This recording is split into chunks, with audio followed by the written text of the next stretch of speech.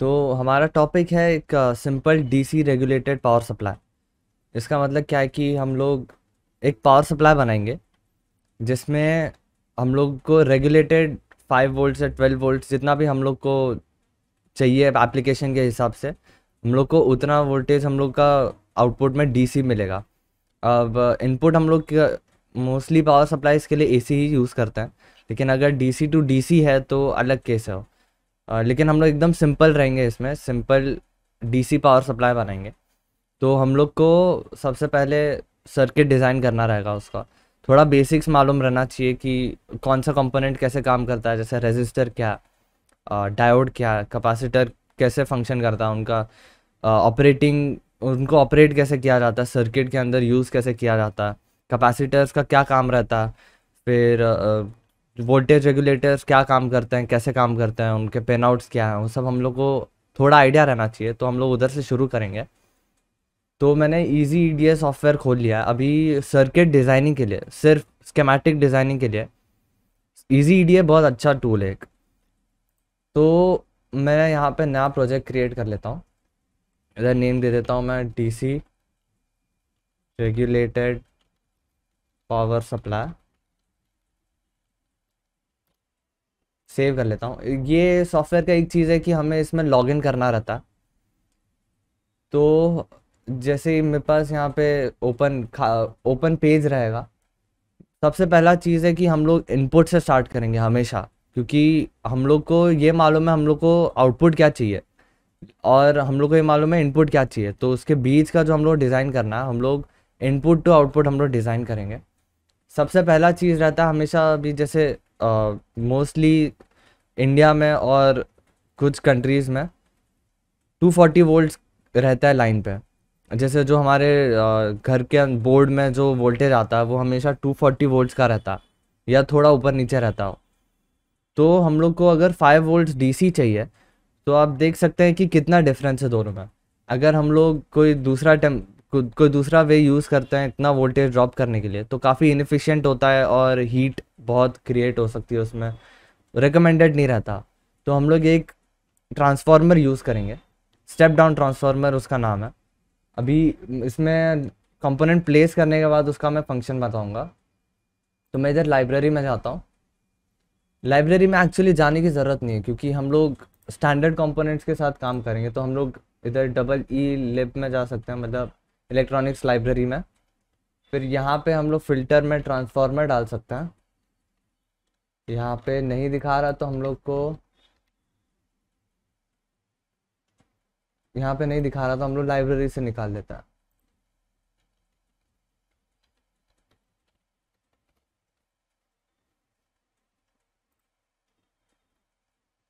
अब ये एक आईसी का मेरे को फुटप्रिंट दिखा रहा है, लेकिन मुझे स्कीमेटिक चाहिए। तो मैं सिंबल में S C H module, no result. Okay, तो हम लोग यहाँ पे मैन्युअली ढूंढ लेते हैं एक बार। अब ये रेगुलेटर्स हैं, इन पे हम लोग बाद में आएंगे।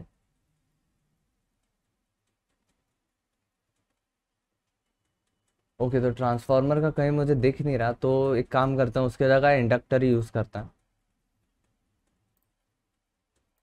अब इंडक्टर, हम लोग को ये चीज़ आइडिया रहना चाहिए कि ट्रांसफार्मर एक्चुअली बना कैसा रहता।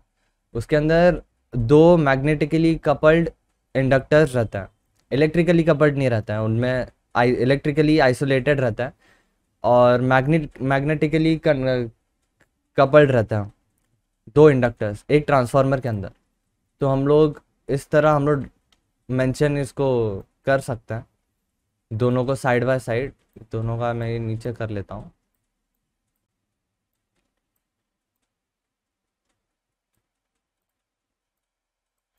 ओके, तो यहाँ पे मैं इसको नाम दे देता हूँ मेरा प्राइमरी। ये सिर्फ नोटेशंस के लिए। अगर हम लोग को कनेक्शंस करना रहेगा, मैं पीसीबी डिज़ाइनिंग में भी आऊँगा इसके ऊपर, लेकिन अगर हम लोग को स्कीमेटिक में कनेक्शंस को रेफ़र करना है तो हमेशा ये मेथड अच्छा रहता। ये हम लोग निकाल देंगे।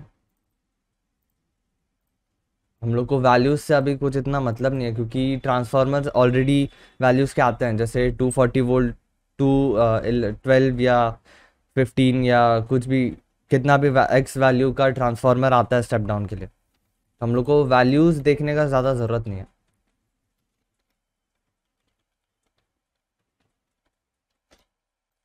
तो ये हमारे दो ट्रांसफार्मर के कॉइल हो गए, प्राइमरी और सेकेंडरी।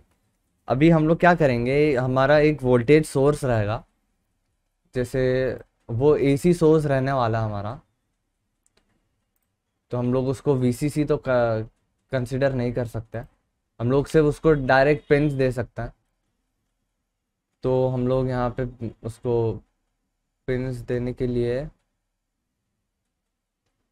हम लोग एक नेट पोर्ट यूज़ कर सकते हैं और एक यहाँ पे। तो इधर हम लोग इसको नेम दे देंगे एसी,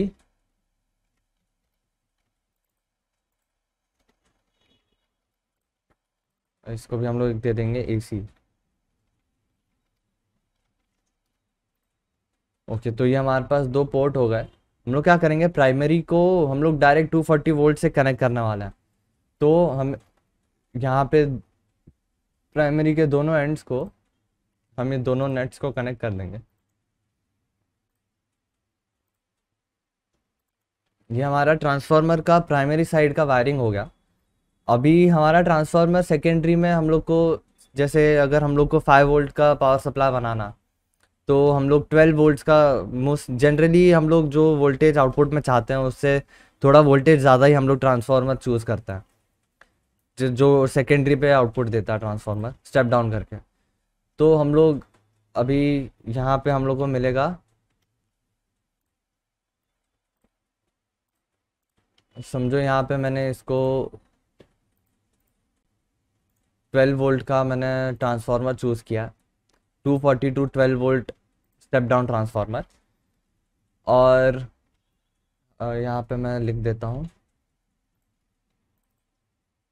टेक्स्ट चूज़ करके 240 टू 12 वोल्ट,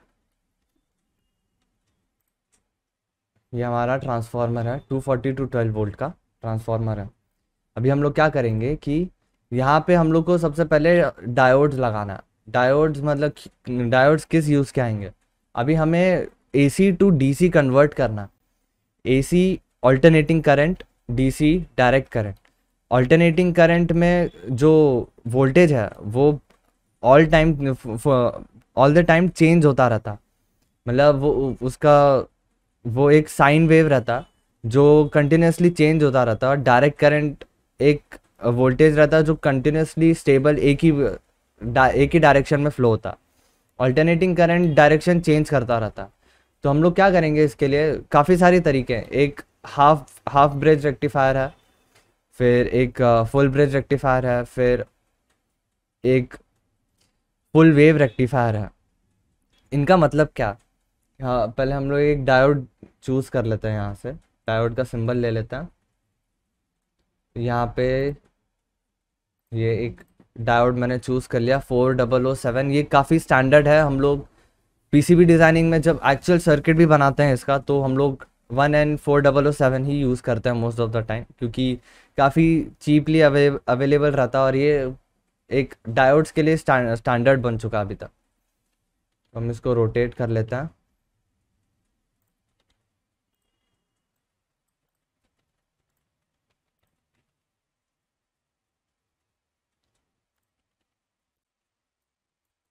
अब हमने यहाँ पे क्या किया कि जो एसी हमारा 12 वोल्ट एसी हम लोग का सेकेंडरी पे आ रहा है, वो मैंने दोनों इनके थ्रू पास किया। फिर ये दोनों को मैं इधर कनेक्ट कर दूंगा। अब इसमें एक प्रॉब्लम क्या है कि ये ऑब्वियसली हम लोग इस तरह कनेक्शन कर सकते हैं, लेकिन यहाँ से हम लोग आउटपुट नहीं ले सकते, क्योंकि आप अगर नोटिस करेंगे हम इनको ज्वाइन कर देंगे तो करंट हमेशा, जैसे डायोड का फंक्शन हम लोग को मालूम है कि करंट हमेशा एक ही डायरेक्शन में फ़्लो करने देता हो। तो जैसे फर्स्ट साइन वेव जो ये डायरेक्शन में फ़्लो हो रहा है, वो ये डायरेक्शन में फ़्लो होने के टाइम पे इसके थ्रू फ्लो होगा, फिर दूसरे डायरेक्शन में इसके थ्रू फ्लो होगा। दोनों हर एक वेव में यहाँ पे क्या बोलते हैं, दोनों हर एक वेव में बायस हो रहे हैं, डायोड्स फॉरवर्ड बायस हो रहे हैं, तो दोनों हाँ, दोनों part of the sine wave में यहाँ पे करंट को फ्लो करने देंगे। लेकिन हमारा दूसरा पोटेंशियल पॉइंट कहाँ है? मोस्टली ये सर्किट के लिए हम लोग सेंटर टैप ट्रांसफार्मर्स यूज़ करते हैं, जिनमें यहाँ पे एक सेकंड एक थर्ड कनेक्शन रहता है जिसको सेंटर टैप बोलते हैं। और हम ये सेंटर टैप पे हम लोग ग्राउंड रेफरेंस लेते हैं। तो इसका मतलब क्या होता है कि अगर हमारा वैल्यू है 12 0 12, ये हमेशा ऐसे वैल्यूज़ में दिया रहता है। अगर सिर्फ 2 कनेक्शन वाला है, मतलब सेंटर टैप नहीं है, तो सेकेंडरी का वैल्यू दिया रहेगा 12 और 0। इसका मतलब है कि आउटपुट में ये 2 पॉइंट्स के अक्रॉस हमारे 12 वोल्ट्स आएगा। लेकिन अगर सेंटर टैप है और 12 0 12 दिया गया है, तो इसका मतलब ये है कि सेंटर टैप के रेफरेंस पे ये जो पॉइंट है, ये दो पॉइंट्स पे हमारा 12 वोल्ट आने वाला, और ये 2 पॉइंट्स पे हमारा 12 वोल्ट आने वाला। तो इसका मतलब ये अगर हम ये दोनों को ज्वाइन कर दें, तो ये 12 + 12 हम लोग को यहाँ पे ये पॉइंट्स पे 14 वोल्ट मिलेगा, 24 वोल्ट मिलेगा, सॉरी। ये पॉइंट पे हमारे 24 वोल्ट मिलेगा। तो अगर हम लोग सेंटर टैप को ग्राउंड रेफर कर देते हैं, तो हम अभी अपने बाकी के सर्किट में यहाँ पे हम लोग 24 वोल्ट यहाँ से हम लोग आउटपुट ले सकते हैं। ये ऑब्वियसली अभी रिपल्स में है, अभी भी ये कम्प्लीटली डीसी नहीं बना है। अभी छोटे छोटे रिपल्स रहेंगे अभी भी, जो एसी के काफ़ी सारे अभी प्रेजेंट रहेंगे। तो अब नेक्स्ट स्टेज क्या आता है? नेक्स्ट स्टेज आता है इसका कैपेसिटर का फिल्टर स्टेज। जनरली कैपेसिटर्स हो सिर्फ ये ज़रूरी नहीं है, काफ़ी सारे कॉम्बिनेशंस हैं। जैसे आरसी है, रजिस्टर कैपेसिटर कॉम्बिनेशन है, एलसी है, इंडक्टर कैपेसिटर कॉम्बिनेशन है, सिर्फ कैपेसिटर है, सिर्फ सी फिल्टर है। तो स्मॉल स्केल हमारे प्रोजेक्ट्स के लिए हम लोग मोस्टली सिर्फ सी ही यूज़ करते हैं, सिर्फ कैपेसिटर यूज़ करते हैं। तो हम लोग को उसको कनेक्ट कैसे करना अपने स्कीमेटिक में दिखा देता हूँ।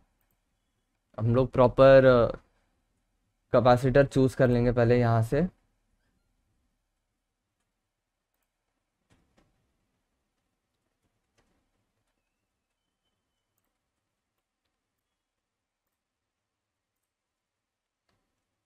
उसके बाद हम यहाँ पे इसका जो प्लस पॉइंट दिख रहा है हम लोगों को, जो प्लस लिखा हुआ दिख रहा है, इसका मतलब क्या? ये एक्चुअली कैपेसिटर है, इलेक्ट्रोलाइट कैपेसिटर, ये पोलराइज्ड होता है। तो जो प्लस पॉइंट है, हम हमेशा प्लस या पॉजिटिव पोटेंशियल को ही कनेक्ट करना है। अगर हम लोग ने रिवर्स में कनेक्ट किया इसे, तो इसका बहुत अच्छे चांसेस है कि कैपेसिटर उड़ सकता है।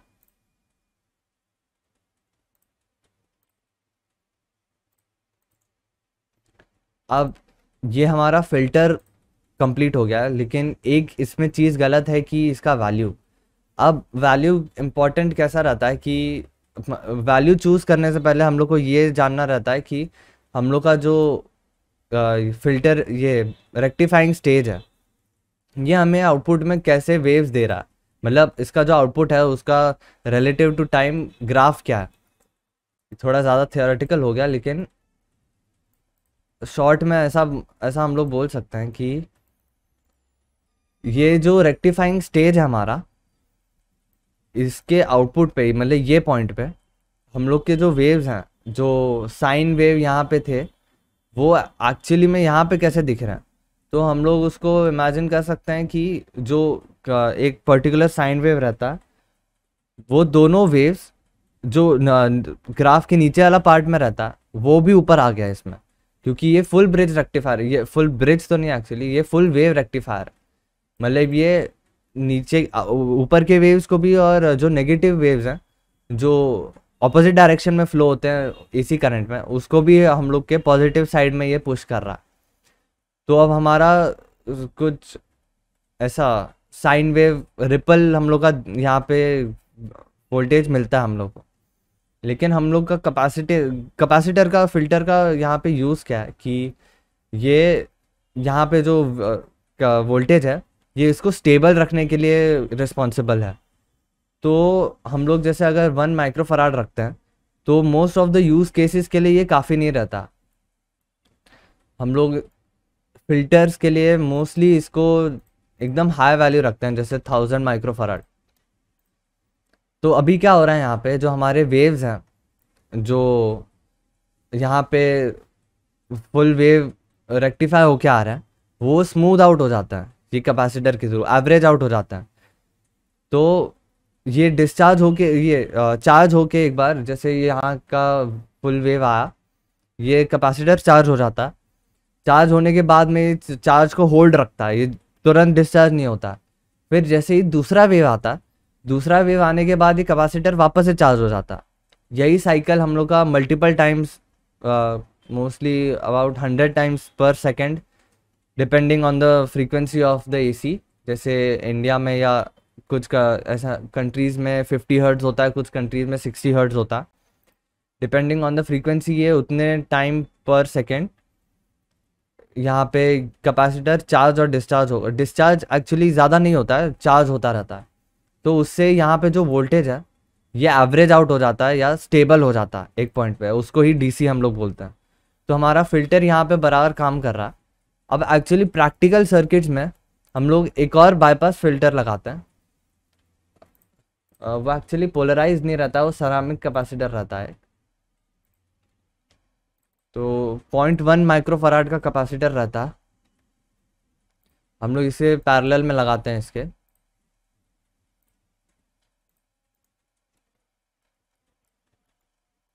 अब हमारा ये फिल्टर स्टेज भी कंप्लीट हो चुका है। अब हम आगे हम लोग को क्या चाहिए, हमारा नाम पावर सप्लाई का ये था कि डीसी रेगुलेटेड पावर सप्लाई। अभी तक यहाँ पे जो वोल्टेज है हमारा ये पॉइंट पे, अभी तक जो हम लोग ने वोल्टेज यहाँ तक प्रोड्यूस कर पाए वो रेगुलेटेड नहीं है। मतलब इसका मतलब क्या है कि यहाँ पे अगर प्राइमरी और सेकेंडरी पे, यहाँ प्राइमरी पे अगर वोल्टेज समझो 240 से हो गया 100 वोल्ट्स, मैसिव ड्रॉप आया, तो यहाँ पे जो रेशियो है इसका 12 वोल्ट, यहाँ पे जो 12 वोल्ट मिल रहा है वो भी बहुत सिग्निफिकेंटली गिर जाएगा, जैसे 6 वोल्ट या 5 वोल्ट तक गिर जाएगा। तो इसके लिए हम लोग क्या करते हैं कि हम लोग आउटपुट में एक रेगुलेटर लगाते हैं। अब रेगुलेशन के लिए भी काफ़ी सारे मोड्स हैं, हम लोग एकदम सिंपल बना रहे हैं। इसके लिए हम लोग लीनियर वोल्टेज रेगुलेटर के साथ ही काम करेंगे, लेकिन और भी बहुत सारे रेगुलेटर हैं, जैसे एसएमपीएस है, स्विच मोड पावर सप्लाई है, फिर डीसी टू डीसी है। अभी एक्चुअली हम लोग यहाँ पे डीसी वोल्टेज क्रिएट कर पाए अभी तक, तो हम लोग डीसी टू डीसी वोल्टेज भी इधर यूज़ कर सकते हैं, जो एक तरीके का एसएमपीएस ही होता है। तो हम लोग सिंपल रखने के लिए, एकदम बेसिक रखने के लिए हम लोग एक लीनियर वोल्टेज रेगुलेटर यूज़ करेंगे, और वो है 7805। कहाँ पे है ये रहा, ये 7905 नहीं, 7805।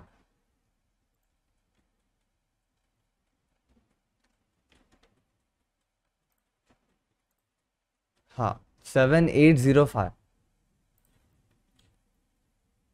मैं सर्किट का फंक्शंस के बारे में पहले मैं पूरा एक्सप्लेन कर देता हूँ, उसके बाद में ये जो TO220 लिखा हुआ आ रहा है वो क्या है, वो सब पैकेजेस एक्चुअली फुटप्रिंट्स हैं, वो सब क्या है मैं बाद में थोड़ा एक्सप्लेन करता हूँ। अभी एक्चुअली यहाँ पे 3 पिन्स हैं, in, ground and out. Obviously ground को हम लोग ग्राउंड कनेक्ट करेंगे, सबसे पहला चीज़ वही। अगर ग्राउंड कनेक्ट नहीं किया तो ये रेगुलेटर काम नहीं कर पाएगा अपना। फिर इनपुट है और एक आउटपुट है। ये लीनियर वोल्टेज रेगुलेटर इतना सिंपल बना देते हैं हम लोग के लिए, डीसी आउटपुट वोल्टेज रेगुलेट और स्टेबल रखने के लिए। तो हम लोग क्या करेंगे, इनपुट पे ऑब्वियसली हमने जो यहाँ तक डीसी क्रिएट किया है 12 वोल्ट डीसी, या थोड़ा वोल्टेज ड्रॉप आएगा डायोड्स में, तो 11.3 ऐसा कुछ वोल्टेज डीसी यहाँ तक आया, हम लोग ने उसको रेगुलेटर के इनपुट पे कनेक्ट कर दिया। अभी यहाँ पे हम लोग का जो आउटपुट है, ये जो आउटपुट है यहाँ पे हम लोग को कितना वोल्ट मिलेगा आप गेस कर सकते हैं। अगर आपको 7805 आईसी के बारे में मालूम है, ये 78XX सीरीज़ क्या है, तो ये एक चीज़ ज़रूरी है कि इसका नेमिंग पढ़ना। 78 इसका मतलब है पॉजिटिव साइड रेगुलेशन का, अब पॉजिटिव साइड रेगुलेशन क्या है? पॉजिटिव साइड रेगुलेशन है कि ये जो वोल्टेज पोटेंशियल है हमारा, ये पॉजिटिव साइड में, मतलब अगर हम लोग मल्टीमीटर का पॉजिटिव प्रोब कनेक्ट करेंगे हम लोग यहाँ के इसके पॉजिटिव पे, और ग्राउंड पे नेगेटिव प्रोब कनेक्ट करेंगे, तो हमें पॉजिटिव पोटेंशियल या पॉजिटिव वोल्टेज मिलेगा। नेगेटिव पोटेंशियल क्या होता है कि अगर हम लोग यही पॉइंट पे पॉजिटिव प्रोब कनेक्ट करें और ग्राउंड पे नेगेटिव प्रोब कनेक्ट करें, एकदम बराबर प्रोबिंग कर रहे हैं हम लोग मल्टीमीटर से, और हम लोग वोल्टेज मेजर करें उसमें, तो हमारा वोल्टेज नेगेटिव में आएगा। तो ये है डिफरेंस पॉजिटिव और नेगेटिव पोटेंशियल का। तो 7-8 सीरीज जो है वो पॉजिटिव साइड रेगुलेशन के लिए है, और उसके बाद जो दो नंबर्स आते हैं वो आउटपुट वोल्टेज डिटरमाइन करता है। तो जैसे यहाँ पे 7805 है, तो ये आईसी आउटपुट में हमेशा, चाहे इनपुट चाहे इसका जितना चेंज हो, आउटपुट में हमेशा ये हम लोग को 5 वोल्ट्स देता रहेगा। अब हम लोग को इसका सबसे इम्पॉर्टेंट चीज़ है, हम लोग को इसका डेटा शीट देखना। तो हम लोग अगर 7805 का डेटा शीट देखें तो हम लोग को ऑब्वियसली जो हमारा मैन्युफैक्चरर है, जो हमारे पास जो कंपोनेंट है उसका जो मैन्युफैक्चरर है, उसका हम लोग को डेटा शीट रेफ़र करना चाहिए। मैं तो यहाँ पे कोई भी जेनरिक डेटा शीट मैंने उठाया, लेकिन ज़्यादा डिफरेंस नहीं रहता। तो अभी सबसे पहला चीज़ यहाँ पे ये लोग हम लोग को इसका स्पेसिफिकेशंस बताता है। 1 amp standard positive voltage regulator, इसका मतलब क्या है कि हम लोग को आउटपुट पे ये कंटिन्यूस 1 एम्प तक हम लोग को दे सकता है। पॉजिटिव वोल्टेज रेगुलेटर, यहाँ पे पॉजिटिव टर्म बहुत इंपॉर्टेंट है। फिर उसके बाद यहाँ पे हम लोग को कुछ पैकेजेस दिख रहे हैं, अलग अलग तरीके के आईसीज दिख रहे हैं। तो ये जो पैकेज है ये सबसे स्टैंडर्ड है TO220 पैकेज, जो हमने यहाँ TO220 देखा ना, ये पैकेज TO220 काफ़ी स्टैंडर्ड है। ये F पैकेज ये कुछ कुछ SMPSs या तो इंडस्ट्रियल एप्लीकेशंस में यूज़ किया जाता है। फिर ये जो TO252 है, ये एक एक्चुअली सरफेस माउंट डिवाइस है। फिर ये भी एक सरफेस माउंट डिवाइसेस है, ये दोनों 3 सरफेस माउंट वेरिएशंस हैं इसके आईसी के। तो अगर हम लोग यहाँ पे पढ़ते हैं, यहाँ पे LM78XS series is available in 10 fixed output voltages, मतलब 10 आउटपुट वोल्टेजेस अवेलेबल है। पहला है 4.7 volt, 5 volt, 6 volt, 7, 8, 9, 10, 12, 15, 18 and 24 maximum है। तो इसका मतलब क्या है कि हम लोग ये लाइन ऑफ चिप को यूज़ करके हम लोग कोई भी, जैसे अगर हम लोग ने 4.7 वोल्ट का हम लोग ने चूज़ किया है ये आईसी, तो हम लोग का आउटपुट पे स्टेबल 4.7 वोल्ट मिलेगा। उसके बाद हम लोग यहाँ फीचर्स में देखेंगे तो मैक्सिमम इनपुट वोल्टेज, ये सबसे इम्पॉर्टेंट टर्म है। मतलब अगर हम लोग कोई एक सर्किट डिज़ाइन कर रहे हैं जिसमें मैक्सिमम इनपुट वोल्टेज या ट्रांसफार्मर से जो रेगुलेट होकर वोल्टेज आ रहा है, ट्रांसफार्मर से जो रेगुलेट होकर वोल्टेज आ रहा है वो 36 वोल्ट से ज़्यादा नहीं होना चाहिए। 36 वोल्ट से ज़्यादा क्यों नहीं होना चाहिए मैं आगे एक्सप्लेन करता हूँ, लेकिन ये इंपॉर्टेंट इसके लिए है क्योंकि अगर हम लोग आगे का टर्म पढ़ेंगे थर्मल ओवरलोड प्रोटेक्शन, इसका मतलब ये है, अभी ये आईसी लीनियर वोल्टेज रेगुलेटर है, ऑब्वियसली ये हीट प्रोड्यूस करेगा। कोई भी डीसी टू डीसी कन्वर्जन या कोई भी ट्रांसफॉर्मेशन में कभी भी 100% एफिशिएंसी से नहीं होता है। इधर एफिशिएंसी यहाँ पे मेंशन किया रहेगा, हाई एफिशिएंसी है लेकिन 100% नहीं है।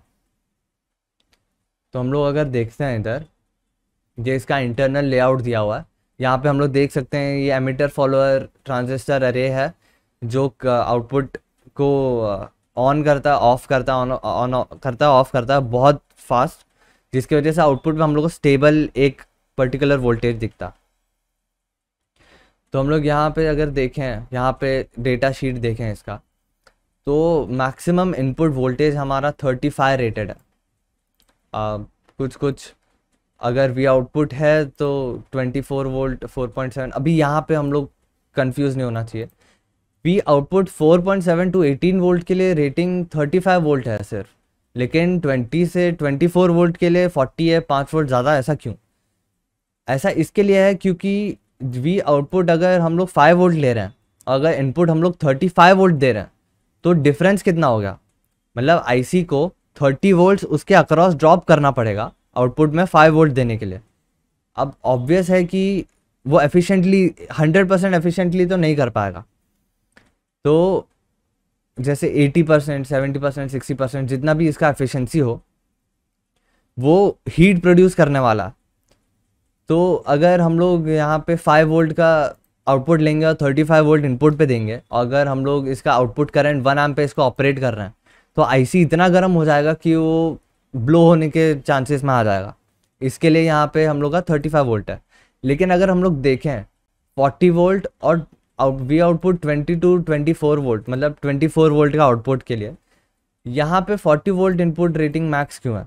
क्योंकि यहाँ पे अगर हम लोग वोल्टेज डिफरेंशियल देखें कि आउटपुट में 24 है, इनपुट में 40 है, तो डिफरेंस कितना हुआ? सिर्फ 16 वोल्ट। 30 से तो बहुत कम है। तो ये जनरली ये वाले सिनारियो से बहुत कम हीट प्रोड्यूस करेगा। फिर उसके बाद में यहाँ पे हम लोग को इतना अभी फ़िलहाल ध्यान देने की ज़रूरत नहीं है, क्योंकि ये थोड़ा एडवांस हो जाएगा। यहाँ पे ऑपरेटिंग टेम्परेचर फिर वो सब आ जाता, थर्मल रेजिस्टेंस फिर वो सब थोड़ा हम लोग आगे जाके कभी हम लोग कर सकते हैं। लोड रेगुलेशन, लाइन रेगुलेशन बहुत इंपॉर्टेंट है। कि लोड रेगुलेशन ये बोलता है कि अगर हमारे लोड में करंट, जो आउटपुट करंट है वो फ्लक्चुएट हो रहा है या चेंज हो रहा है, तो हमारा आईसी कितने टाइम तक हमारा वोल्टेज स्टेबल रख सकता है, आउटपुट वोल्टेज स्टेबल रख सकता है। लोड रेगुलेशन ये बोलता है। और लाइन रेगुलेशन ये बोलता है कि लाइन में जो एसी हम लोग ने ट्रांसफार्मर कनेक्ट किया है 240 वोल्ट का, 240 टू 12 वोल्ट कन्वर्ट कर रहा हो, स्टेप डाउन कर रहा है एक्चुअली, तो उसमें वोल्टेज जो फ्लक्चुएट होता, उसके फ्लक्चुएशंस को कितना अच्छे से हैंडल कर सकता है ये आईसी। लाइन रेगुलेशन ये बोलता। तो यहाँ मिली वोल्ट्स में है सब, ये हमारे लिए बहुत अच्छा है, क्योंकि अगर ये वोल्टेजेस में रहा तो जैसे अगर लोड का करंट अगर चेंज हुआ, जैसे अचानक से 100 मिली एम्प से हो गया 1 एम्प, तो ये 4.7 वोल्ट या ऐसा कुछ भी डायरेक्ट ऊपर नीचे चेंज होगा तो बहुत रिस्की होता है। अच्छे आईसीज मोस्टली जितना ये कम हो सके उतना कम रखता है। फिर तो ये आईसी के लिए काफ़ी हो गया। हम लोग ने पैरामीटर्स, इंपॉर्टेंट पैरामीटर्स सब देख लिए हैं कि डेटा शीट से क्या क्या देखना चाहिए। आते हैं वापस से हमारे डिज़ाइन पे। तो ये हमारा यहाँ पे आउटपुट पे 5 वोल्ट आ गया, ठीक है। लेकिन यहाँ पे हम लोग जैसे ही लोड कनेक्ट करते हैं, लेट्स से हम लोग एक रजिस्टर कनेक्ट करते हैं, एक रजिस्टर, चलो ये ले लेते हैं। हम लोग ने ये रजिस्टर कनेक्ट कर दिया इसको थ्रू टू ग्राउंड। हमने ये लोड कनेक्ट कर दिया, इसको हम लोग लोड बोल देते हैं। तो ये लोड चाहे जितना भी हो, हम लोग वैल्यू चलो अभी के लिए इग्नोर करते हैं। तो जैसे ही लोड, अगर हम लोग ने समझो मोटर लगाया है इसमें, और हम लोग जैसे ही मोटर को कनेक्ट करते हैं, तो मोटर तुरंत से पावर खींचता है, पूरे सर्किट से पावर तुरंत आटन मतलब एक नैनो सेकेंड या बहुत ही कम मिली सेकेंड्स में करंट सीधा मोटर खींचता। तो हमारा जो आईसी है वो इतना फास्ट हम लोग को करंट प्रोवाइड नहीं कर सकता, इतना फास्ट चेंज इन वोल्टेज को ये प्रोवाइड नहीं कर सकता। तो हम लोग क्या करते हैं, यहाँ पे जैसे ये फिल्टर्स के लिए कैपेसिटर लगाया था हम लोग ने, वैसे हम लोग यहाँ पे बाईपास फिल्टर लगाते हैं। अब बाईपास फिल्टर का मतलब क्या है? और बाईपास फिल्टर मतलब ये रहता है कि जैसे ये हमारा लोड है, हम लोग को इसको पावर देना, लेकिन यहाँ पे जो ट्रेसेस हैं, जैसे समझो हमारा ये पावर सप्लाई यूनिट एक प्रोजेक्ट में एक सेपरेट बॉक्स में है, और हमारा जो लोड है, हमारा जो मेन सर्किट है वो अलग से दूसरे जगह पे बॉक्स पे है। तो हम लोग क्या कर सकते हैं कि हम लोग कैपेसिटर लेंगे। एक्चुअली ये कैपेसिटर को बाईपास कैपेसिटर बोला जाता है इसी के लिए, क्योंकि जब लोड को एकदम फटाफट पावर की ज़रूरत रहती है, तो ये कैपेसिटर ऑलरेडी पावर सप्लाई से कनेक्टेड है, तो वो फुल टाइम चार्ज रहता। तो जैसे ही लोड कैपेसिटर मतलब पावर खींचेगा, तो ये आईसी पे लोड आने के बजाय ये कैपेसिटर उसको वोल्टेज सप्लाई करेगा। तो यहाँ पे वोल्टेज ड्रॉप नहीं होगा, यहाँ पे कुछ ज़्यादा फ्लक्चुएशन नहीं आएगा। इसके लिए इसे बाईपास, ये इसको 1 सेकेंड 2 सेकेंड के लिए बाईपास कर देता है ये आईसी को, ये कैपेसिटर। इसके लिए इसको बाईपास कैपेसिटर्स बोलता है। इसका वैल्यू हम लोग को इतना हाई रखने की ज़रूरत नहीं है, हम लोग इसको 470 माइक्रोफराड भी रख सकते हैं या 220 माइक्रोफराड भी रख सकते हैं। वो हमारे चॉइस के ऊपर है, हमारे एप्लीकेशन के ऊपर है कि हमारा लोड अगर फटाफट ज़्यादा करंट खींच रहा है, ज़्यादा पावर खींच रहा है, तो हम लोग वैल्यू ज़्यादा रख सकते हैं। या इतना करंट खींचने का कुछ है नहीं तो छोटे वैल्यूज़ रख सकते हैं, जैसे 100 या 47 माइक्रोफराड ऐसा। अब इनपुट पे यहाँ पे तो फिल्टर था ही, तो हमें यहाँ पे सेम बाईपास कैपेसिटर्स लगाने की ज़रूरत है नहीं, क्योंकि ये फिल्टर्स ही बाईपास कैपेसिटर जैसे यहाँ पे आईसी के लिए काम करेंगे। तो हमारा ये सर्किट अच्छे से डिज़ाइन हो चुका है, ये कंप्लीट सर्किट है। मैंने एक चीज़ यहाँ पे सिर्फ मेंशन नहीं किया अभी तक कि ये जो डायोड्स हैं, ये जो वैल्यू के डायोड्स हैं, ये तो मोस्टली कोई भी एप्लीकेशन के लिए, हमारे होम एप्लीकेशन जैसे हम लोग जो DIY प्रोजेक्ट बनाते हैं 240 वोल्ट के साथ ही मोस्टली काम करता है, तो उसके लिए तो ये प्रॉब्लमेटिक नहीं है, क्योंकि इसका रेटेड वोल्टेज कुछ 1000 वोल्ट्स तक है, जो हम लोग पोटेंशियली कभी पहुंचेंगे नहीं ये एप्लीकेशन के लिए। तो ये काफ़ी अच्छे चॉइस हैं। तो हमारा ये सर्किट डिज़ाइन हो गया, लेकिन इसमें एक प्रॉब्लम क्या है, ये जो ट्रांसफार्मर है, सेंटर टैप ट्रांसफार्मर हमेशा महंगा होता है नॉर्मल ट्रांसफार्मर से। तो हम लोग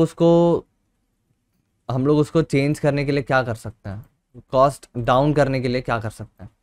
अब जैसे मैंने बताया था कि ये डायोड्स हैं काफ़ी चीप मिलता है, तो हम लोग क्या कर सकते हैं कि ट्रांसफार्मर का भाव बढ़ाने से अच्छा, ट्रांसफार्मर का भाव ज़्यादा रखने से अच्छा हम लोग डायोड्स और 2 डायोड्स इंट्रोड्यूस कर देते हैं। अब वो कैसे करेंगे मैं दिखाता हूँ। और हमारा एप्लीकेशन सेम रहना चाहिए, आउटपुट हमारा सेम फुल वेव ही आना चाहिए, फुल वेव रेक्टिफाइंग या फुल रेक्टिफिकेशन होना चाहिए हमारा। तो हम लोग इसको डायोड्स को अरेंज कर लेते हैं अपने हिसाब से, और किस तरह अरेंज कर रहा हूँ मैं वो भी बता देता हूँ।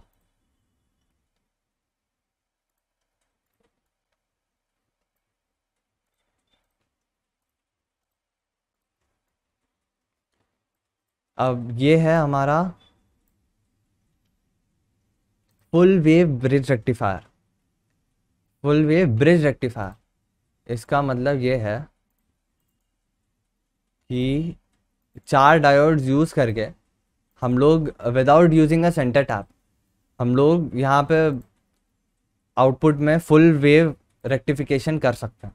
बस हम लोग को ये 2 पॉइंट्स को AC के साथ कनेक्ट करना। केयरफुल शॉर्ट नहीं करें किसी से,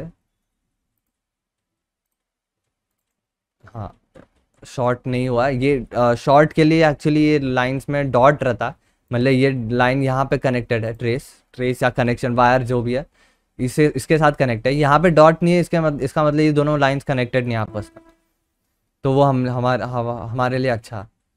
तो अभी यहाँ पे जो कैथोड है, कैथोड अभी हम लोग अगर करंट हम लोग का वेवफॉर्म देखें, तो अगर करंट हम लोग का एक डायरेक्शन में फ्लो होगा तो करंट इसकी ये डायोड के थ्रू जाएगा, और दूसरे डायरेक्शन में हमारा करंट ये डायोड के थ्रू जाएगा। तो हम इसका मतलब ये है कि हमारा ये पॉजिटिव पोटेंशियल बन जाता है। ये कैथोड है, इसका डायोड्स का कैथोड है ये, लेकिन यहाँ से करंट फ्लो हो रहा है हमारे पास, तो ये हमारा पॉजिटिव पोटेंशियल बन जाता है। और ये हमारा नेगेटिव पोटेंशियल जो हम लोग ग्राउंड कनेक्ट करेंगे जिसके साथ, ये दोनों अलग क्यों है, चलो डिलीट ही कर देता है। हाँ, तो हमारा ये ब्रिज रेक्टिफायर कंप्लीट हो चुका है। अब जैसे ये डायोड्स हैं, ये कितने में मिलते हैं, ये चीपर रहते हैं ट्रांसफार्मर से, सेंटर टैप ट्रांसफार्मर से ज़्यादा चीप रहता है। तो ये जो कॉन्फ़िगरेशन है ये सबसे सस्ते में और इफ़ेक्टिवली हमारा ये काम करेगा पावर सप्लाई, और एकदम सिंपल है बनाने के लिए भी।